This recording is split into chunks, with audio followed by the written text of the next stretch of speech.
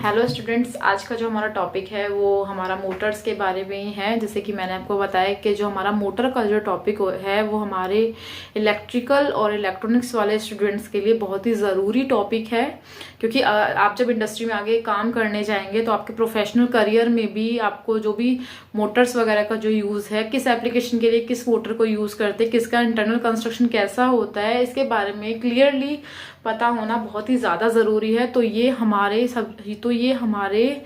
Study का बहुत ही main topic है हमारे इलेक्ट्रिकल और इलेक्ट्रॉनिक्स स्ट्रीम वाले स्टूडेंट्स के लिए, क्योंकि हम लोग गवर्नमेंट जॉब की जब हम लोग तैयारी करते हैं तो उसमें भी ये टॉपिक से रिलेटेड काफ़ी सारे क्वेश्चंस आते हैं मोटर से रिलेटेड। तो अगर हमें मोटर्स के बारे में, मोटर को किस एप्लीकेशन में कौन सी मोटर को यूज़ करना चाहिए, तो अगर हमें इन सब चीज़ों के बारे में क्लियरली सभी कुछ पता होगा तो हम लोग अच्छे से समझ पाएंगे उस टॉपिक को।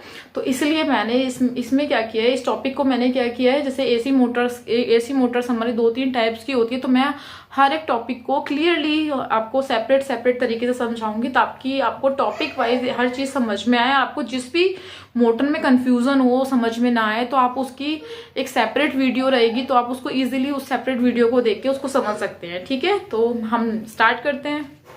मोटर में आपकी जो इलेक्ट्रिक मोटर होती है उसका जो वर्किंग प्रिंसिपल होता है वो आपका डिपेंड करता है interaction of magnetic field and electric field. Electric field और मैग्नेटिक फील्ड का जो इंटरेक्शन होता है उस पर हमारा मोटर का वर्किंग प्रिंसिपल डिपेंड करता है। तो आज हम लोग सिंक्रोनस मोटर के बारे में समझेंगे कि सिंक्रोनस मोटर आखिर हमारी होती क्या है और ये मोटर हम लोग क्यों यूज़ करते हैं। देखिए, सभी मोटर का सभी जो मोटर्स हैं हमारी, उनको हम अलग अलग अपनी एप्लीकेशन के अकॉर्डिंग यूज़ करते हैं। जो सिंक्रोनस मोटर है वो हमारी वहाँ पे यूज़ होती है जहाँ पे हमें कांस्टेंट स्पीड चाहिए।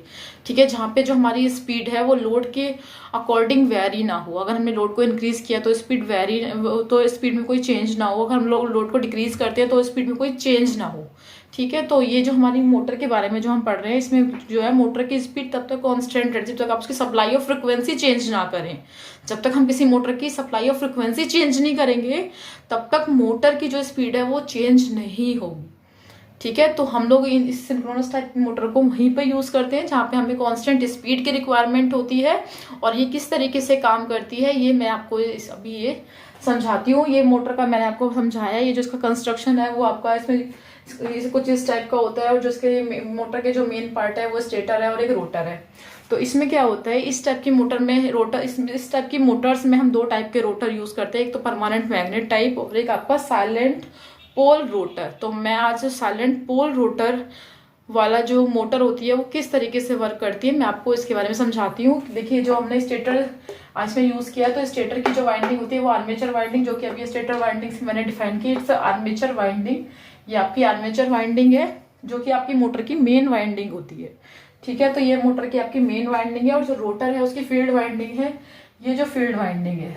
ठीक है, इट्स अ फील्ड वाइंडिंग, ये आपकी रोटर की वाइंडिंग है। और इसमें क्या होता है कि जब हम स्टेटर को 3 फेज सप्लाई देते हैं तो उसमें क्या होता है, एक इलेक्ट्रोमैग्नेटिक फोर्स जनरेट होता है।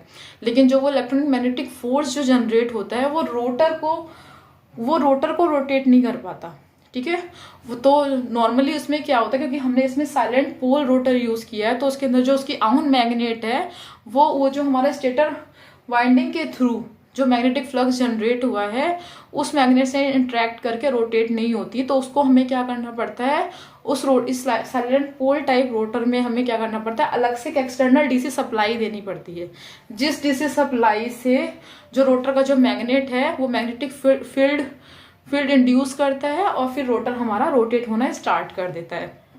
तो फिर इसमें क्या होता है, जो हमारा स्टेटर वाइंडिंग में जो हमारा मैग्नेटिक फ्लक्स जनरेट हुआ है, और जो हमारा इसमें रोटर में जो मैग्नेटिक फ्लक्स जनरेट हुआ है, तो उनके जो डिफरेंट जो अपोजिट पोल जो होते हैं वो आपस में इंटरेक्ट कर लेते हैं, आपस में इंटरलॉकिंग कर लेते हैं, जिसके थ्रू क्या होता है कि वो फिर रोटर जो होता है वो जो हमारा स्टेटर है उसके कॉरस्पॉन्डेंस उसके साथ ही रोटेट होने लगता है, उसके साथ एक कांस्टेंट स्पीड से रोटेट होने लगता है, क्योंकि उनके जो अपोजिट पोल हैं उन्होंने आपस में इंटरलॉकिंग कर ली है, जिसकी वजह से क्या है, रोटर भी उस कांस्टेंट स्पीड के साथ में रोटेट होने लगता है।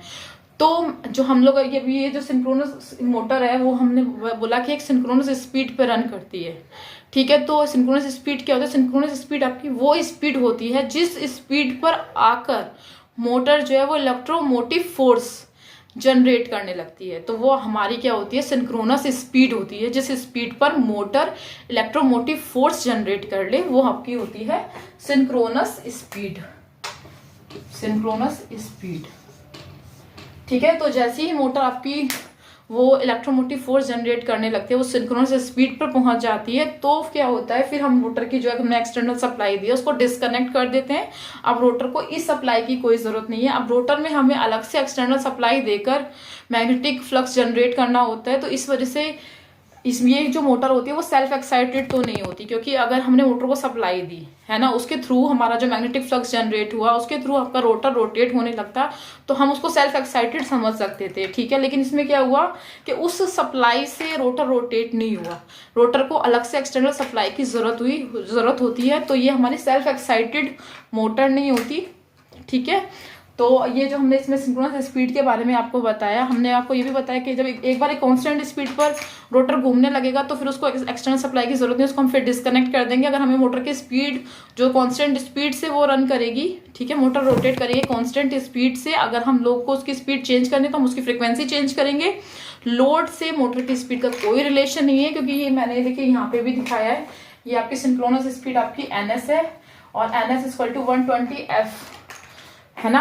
तो इसमें तो ये आपका F फ्रिक्वेंसी है, P is a number of poles.